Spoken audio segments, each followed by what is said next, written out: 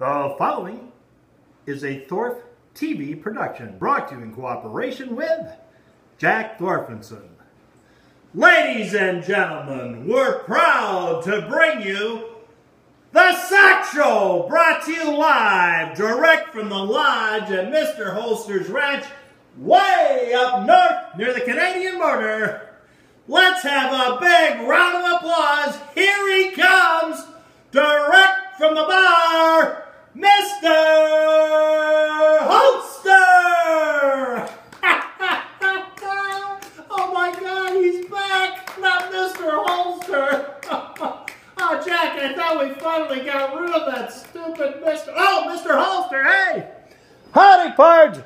Yeah, it's me, Mr. Holster! And Jack. Welcome back, Jack. We were worried about you, buddy. Out there doing what needs to be done to keep our country free. Let's see what Jack got out for me tonight, guys. Canadian Club, 100% rye. Imported Canadian whiskey. 40% alcohol by volume, 80 proof. Made from single rye rye. Great. I haven't even had one yet, Jack. This is going to be a good show tonight. Single grain rye. Our master distillers bring you a whiskey made from single grain rye. Spicy, single grain rye. Rich with the hallmark smoothness of Canadian Club. Makers of exceptional rye whiskey for over 150 years. Well, it sure sounds good, doesn't it, Jack? And of course we know it's good because, yeah, we're almost out, Jack. We're not going to make it till Christmas. This is not going to be a good Christmas for you and I. Yeah, won't be any of this left. Okay, Jack, let's pop the top on this one, as Machine Gun Kelly would say. Oh.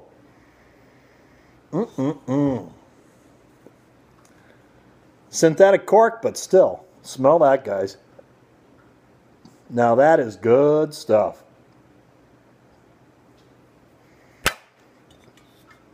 We'll pour a little in the old ranch shot glass. West Texas dust.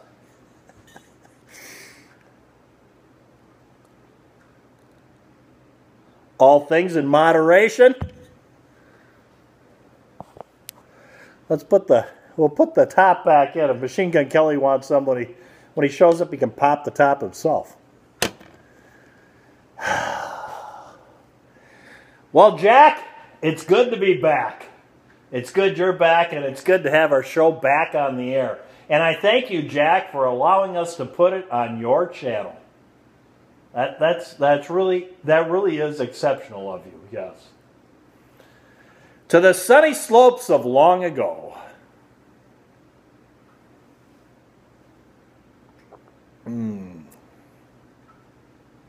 Oh, Jack. That doesn't heat you up and cool you down all at the same time. Good stuff. Really good stuff, Jack. Thank you. Thank you, sir. Well, we're getting in the holiday spirit here. You see, we got some of our decorations up already. And today I went out shopping this morning to the local mall to get some of the necessities in life. And they had this fantastic Santa in the center of the mall. He was a big guy, and he was so jovial, and he was really getting into it. He was tossing my 6-year-old up in the air, way up in the air, over and over. Lucky for him, he didn't spill a drop. And I'll tell you, that mall was so crowded, I scratched my back and 2 women slapped me in the face. By the time I drove home, the wind was blowing and we had a bad storm brewing. It was near blizzard conditions and the sun had set. And I really wish I had Bomey's nose to guide my truck home last night. Jingle bells, jingle all the way. Oh, how nice it is to kiss and neck with Robert Goulet. Okay, Jack, that's the last time we're letting Cousin Jimmy do the monologue.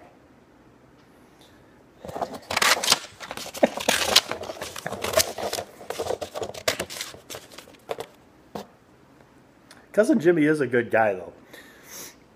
I'm going to take a shot at this. I don't know if I can do this. I used to do this when I was a kid, but since it's the holiday seasons, I'm going to give it a try, and I'm going to try and imitate that Jack in the Box from, you remember that TV series, or not TV series, but that Christmas special they had where, hold on a second.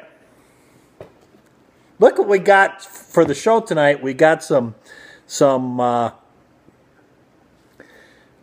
extra Citra Pale Ale from Surly, some grapefruit juice. I'm going to have a little of that. My throat's kind of bothering me here.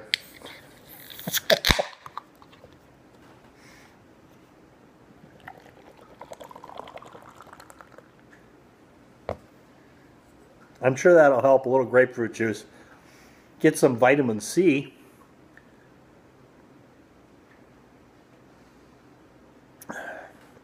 Yeah, actually, it does help quite a bit. Very good. I feel better already. Lost my train of thought, though. What was I talking about, Jack? Oh, yeah. The Christmas, when I was a kid, there was this, and it still shows up on TV. I even had a reference to it in Justified, talking about the little elf that wanted to be a dentist. This is Rudolph the Red-Nosed Reindeer, the claymation version where they have the claymation snowman played by Burl Ives. At any rate, at one point they go to the Island of Misfit Toys. Yeah, the Island of Misfit Toys, and the Charlie in the box. And Charlie goes, "Why isn't Santa going to come get us? There's got to be some liberals out there with children that would take us as toys." Yeah, that one. That's my imitation of him. What do you think, Jack? Is it all right? Yeah, well, yeah, thanks. Yeah, even that's okay. That's all right with me. That's high praise from you, Jack. I won't even repeat what you usually say, because this, even though this is on your channel, this is still a clean show.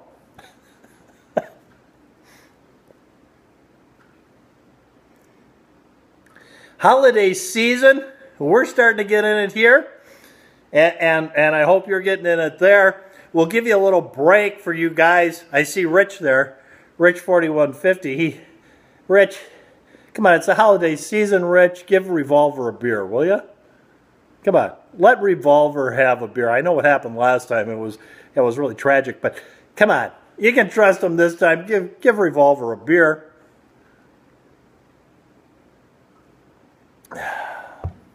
That's good stuff. This is what we're going to talk about tonight, guys, as long as we're here.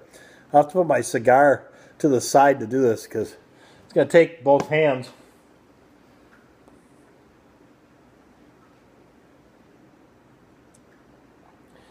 It came upon a midnight clear, that glorious song of old. And my throat's a little. At any rate, this is what we're going to talk about. I got this gun out. It's a SIG 250 square revolver, which we're shooting this at the range this weekend. And I shot this quite a bit in the last week, playing with it, and actually, I could carry this. This is an all right gun. It's kind of top heavy, and I don't know why it feels top heavy. It feels like there's no weight in the bottom. And get my Glock out. Glock 19, which is about the same size, and it does not feel to me quite as top heavy as this does. This really has the weight up forward more, I think. And I think that's because if you look at it, the slide on the Glock really does fit further back because they've got this beaver tail on and the slide's more further forward and you have a little more weight in the front, which is one thing that doesn't bother me, but it's one thing I noticed, that it's further in the front, the weight is on the nose. And of course I've shot a 23 and 19 so long, so many years, that it doesn't take much. And this actually has a longer and harder trigger pull than this 250 does, believe it or not. As far as a double action only firearm goes, this is really quite a light and a short trigger pull for the ones that I've encountered in my life back in the day, which a 4006 double action only Smith & Wesson I carried for a while, and I carried for over a decade the 92D Centurion Beretta, which I really like that gun because it has the full grip frame of the Beretta, but it's got a short slide and barrel. And it's quite similar to the P320 carry version. But the difference being, that is an aluminum frame. But that might balance this out better if it had the carry frame on it. It just seems a little light back. It seems to want to tip that way on me, but not a big deal. I thought we'd just quick take a look at this and take a look at the 19 and compare the two, just for yucks. Because, yeah, these two were pretty much going, well, again with the P320 and the Glock 1719. It's kind of the one they put into the competition for the Army's new sidearm, again, was like my 92D Centurion. You see, it was a 19 with a full grip frame on it. It had basically a slide from a 17 cut down, and the 19, the receiver frame of a 17 cut down, and the slide of a 19 on it is, I think, what they entered. And of course, it had a safety on it, and it had no finger grooves, I think. It's been so long since I did that video, I can't remember. But so it was kind of like the P320 they have, which is the carry version. And of course, this P250 is basically a double action only hammer fired version of the P320, because what happened is they brought this out, and it really is a really nice gun. If they would have brought this out back in the 90s, they would have sold them like crazy to police departments. But you know, that was, yeah, so they're like almost 20 years late on bringing it out. They were 10 years late on bringing it out. It came out, I'm not quite sure, it was 2007? 4? Somewhere in there. I don't know. At any rate, they brought it out. It's kind of like, eh. But they had no striker-fired guns. They only had double-action, single-action firearms with hammers. So it's a natural for them to come up with something similar.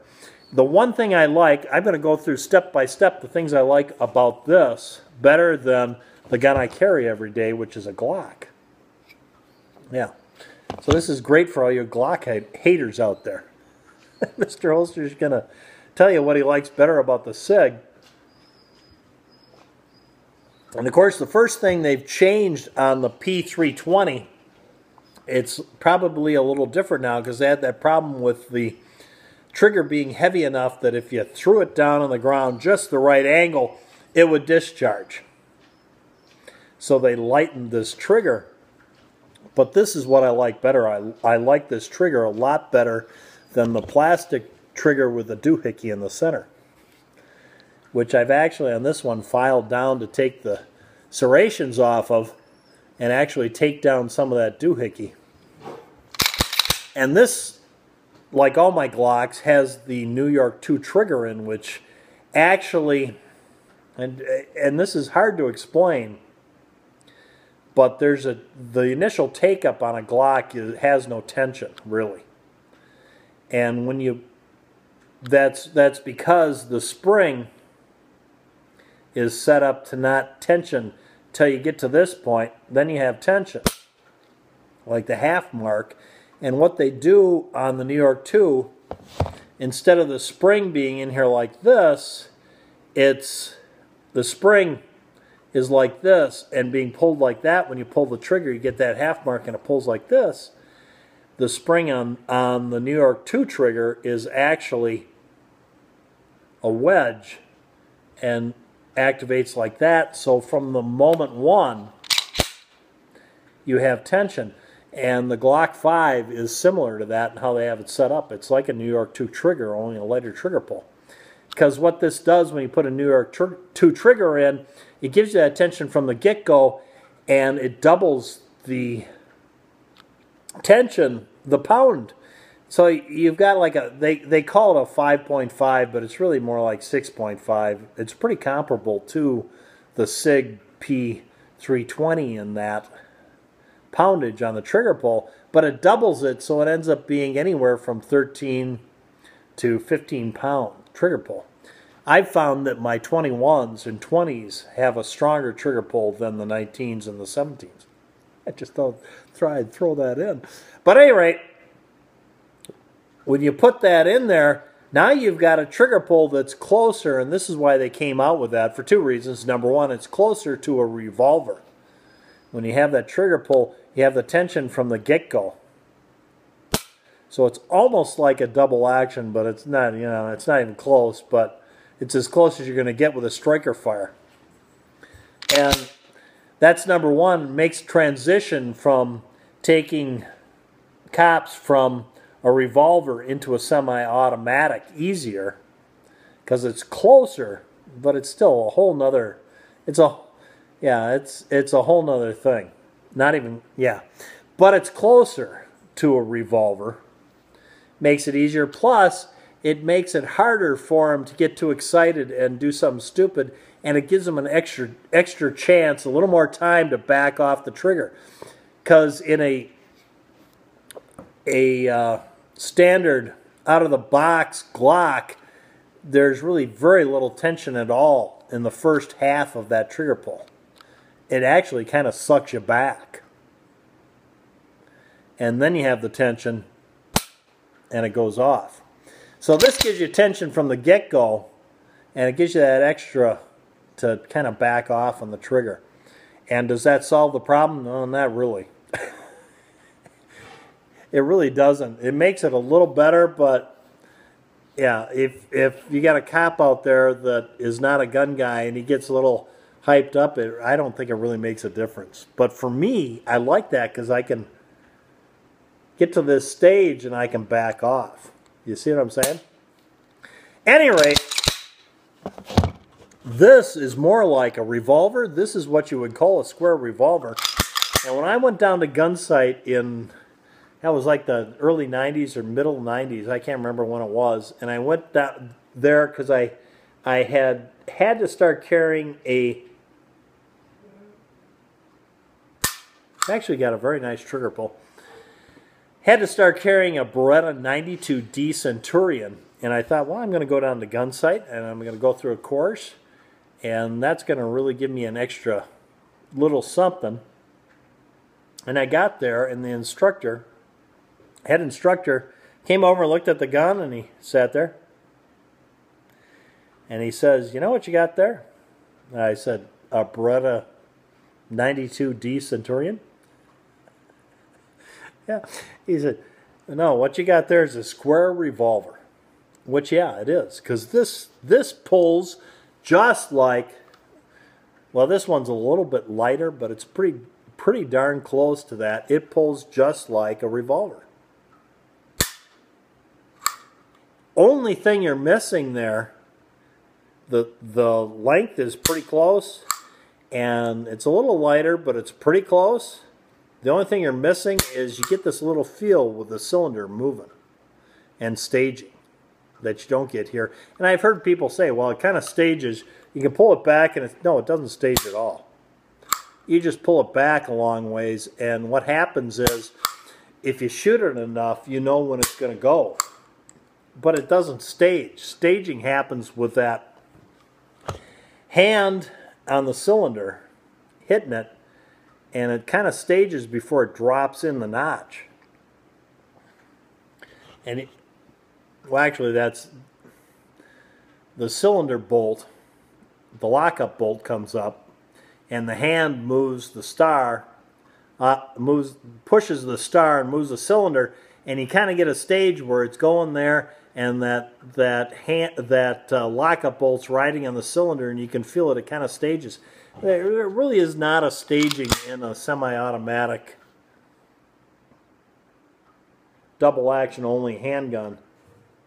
You just get a feel for, yeah, there it is, and then it's going to pop off right there.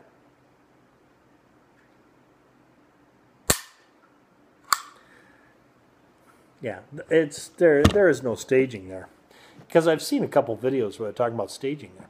At any rate, I just like this trigger. Better than this one with the doohickey, and even with the New York 2 trigger in there and everything, it's still not quite the same, but I do like this. It's actually, if you listen to it,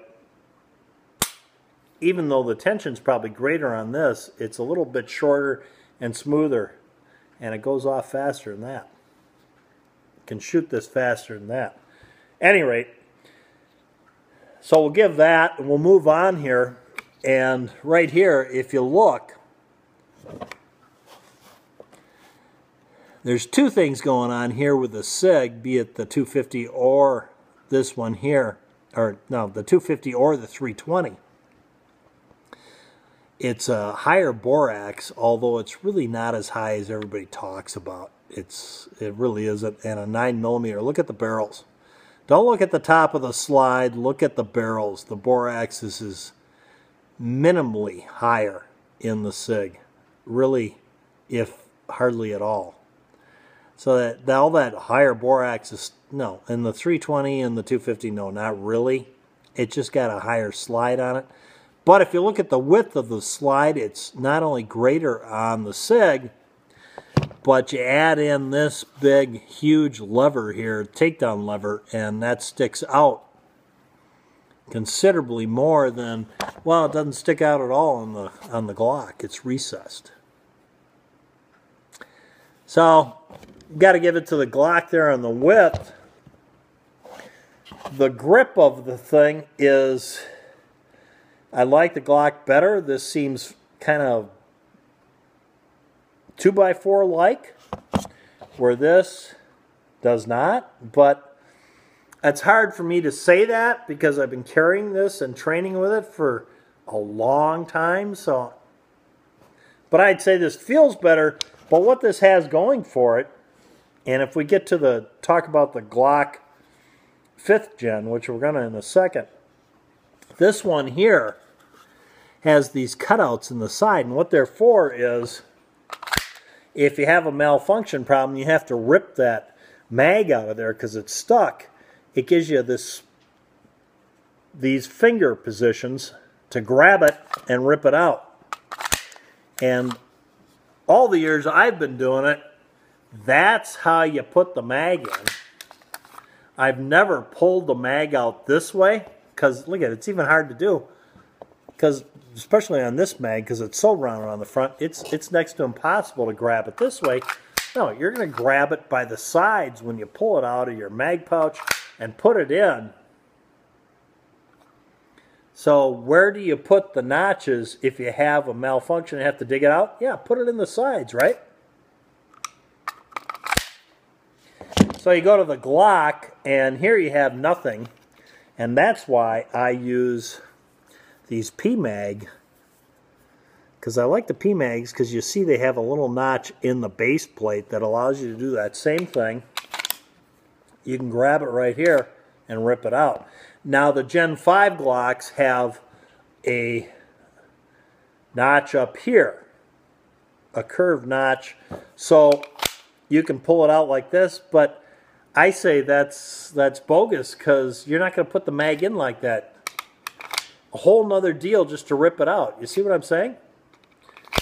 But when you have it on the sides, so with the standard Glock mag, this one wins out on that because they have that notches on those notches on the side. 250 and the 320 win out on that because you can grab it that way. The last, well, there's two things left, and one would be the magazine release, which, why it works, I have to give the SIG, the magazine release is so much better on the SIG, it's laughable. I got to give it to the SIG over the Glock all day long on the mag release. Last thing that I don't like about the SIG versus the Glock is the Picatinny rail. Yeah, it's got a 1913 Picatinny rail on the front, so you can hang your stuff. You can hang a light, a laser, a toaster, a cell phone hanger, whatever you put on there, which I don't use any of those. Spur, come on, Spur, seriously? I just brought you in. Cut me some slack, will you? Come on, Spur, it's Christmas time. Thank you. Thank you, Spur. Yeah, but on the Glock, and a lot of people don't like it, it's a Picatinny. It's not a Picatinny rail, it's a proprietary rail. And I like that because it's smoother and has less protruding anything. Yeah, it's more like the guns used to be without that stuff on the front. So it's got a proprietary rail that allows you to hang stuff on there, but yet it doesn't create anything. It's got a little groove here, but that's about it. It doesn't create anything that's obnoxious and hangs up on a holster and gets in my way. To me, if I'm not going to hang anything on this gun, I don't want this crap there. So I got to give it to the Glock on that. Last but not least is the slide stop on both these guns. It's not really a release. I don't look at them as being a release anyways, except for maybe a 1911. 1911, it's probably more of a release and that comes out of all that competition they use 1911s for. You bring up your thumb and you hit that release that way. But I don't do that because I like doing it that way. So it's a slide stop for me, and because I do it that way, I don't see any point in having an ambidextrous slide stop. And I have this bad connotation with it after that Ruger American, where the ambidextrous slide stop was actually causing the gun to release the slide every time you put a magazine in. All you had to do was the Ruger American, when the slide was back like this, you just take the magazine and pop it in there and the slide would go flying forward every time. And I want to be the one to decide when the slide goes forward, not the gun. So I never liked that. This has an ambidextrous slide release, and I didn't even realize it till days after I was playing with it. Yeah, it functions flawlessly, so it's not a problem, but I really don't see why you need it there. But I don't accidentally, it's really well done. You don't accidentally hit it or anything, at least I haven't, so it doesn't really matter. But I don't see the point of it for me, because even if I'm using it with this hand, I'm going to do it that way. I'm not going to use that. So to me, that's a feature I don't need on the firearm. Well, there you go. I think I covered everything. I'm not really sure. I'm really not. But there you go. It's just a SOCS show, so it doesn't matter, right? And look, I still got some of my surly grapefruit left. So there you go. The SOCS show from Mr. Holster and Jack on Jack's channel, because Jack's a stand-up guy. Yeah, he's a stand-up guy, and he's not afraid to tick people off. Which, let me tell you, he's really not afraid to tick people off. Matter of fact, one night we were down at the VFW, and we had a few, and we came out, And Jack and I were arguing over who was going to drive home because, frankly, neither one of us should have been driving home. And I said to Jack, Jack, you better let me drive because there's a cop car right there. And Jack says, so? And I said, well, come on, Jack. If we get pulled over, I got a better chance of getting out of it than you do. And Jack says, I don't care. He walks over to the cop car, and he actually, I've never seen anybody do this. It was, actually, it was kind of in poor taste, but he walked over to that cop car, and he peed on their tires. Yeah, believe it or not. At any rate, guys, from Mr. Holster and Jack, we hope you have a very, very Merry Christmas. Now go out and stay safe. Oh my God, that's 30 minutes and 55 seconds of your life you'll never, ever, ever get back again. Jack, this will never upload.